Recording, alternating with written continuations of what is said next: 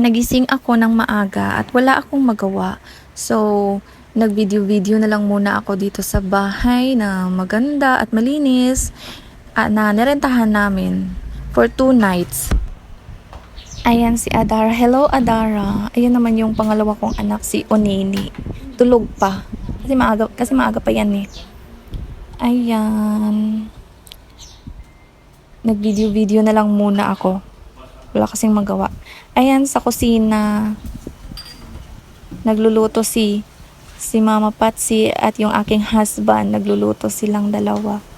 Nagpe-prepare ng breakfast namin. Ayan yung parang laundry area nila. Kusina. Katamtaman naman yung laki ng bahay. May 2 kwarto, malapad yung sala, malapad din yung kusina. At may garage din. Ayun, andun si Papa Alex. Ayan, nagluluto ng breakfast si husband at si mama. At saka maganda talaga dito kasi pwede talagang magluto. Pwede kang magdala ng mga pagkain, nalulutuin.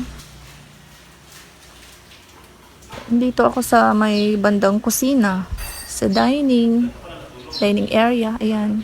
Maganda rito magrenta, komportable at complete amenities talaga. At masaya kapag kayo buong pamilya nagsama-sama rito. At ayan yung garahe.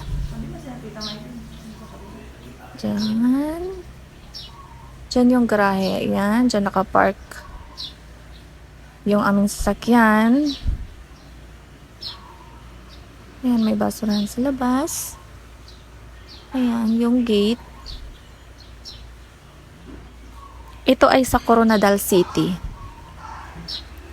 Pumunta kasi kami sa isang resort para mag-family bonding, maligo, at saka dito kami na bahay nag-stay for 2 nights.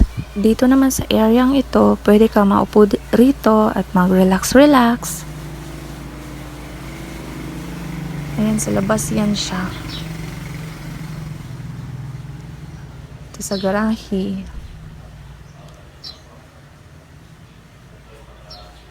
Medyo malaki din yung bahay, maganda, malinis.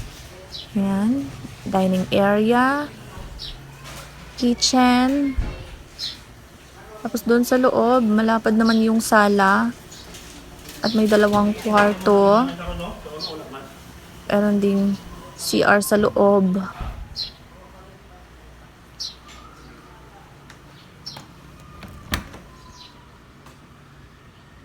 Ayan yung CR. Yung bathroom.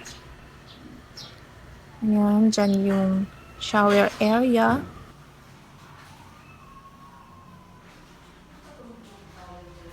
Ayan, may hot and cold shower din dito.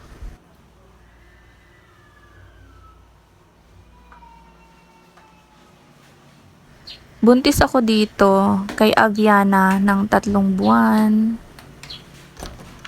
Tulog pa rin yung mga kids. Busy pa si Tita Jade, oh. Ayan si Ate Adara. Ang sarap pa ng tulog ng isa. At pagkatapos namin mag-breakfast, pupunta na kaagad kami sa resort. Hanggang dito lang, bye!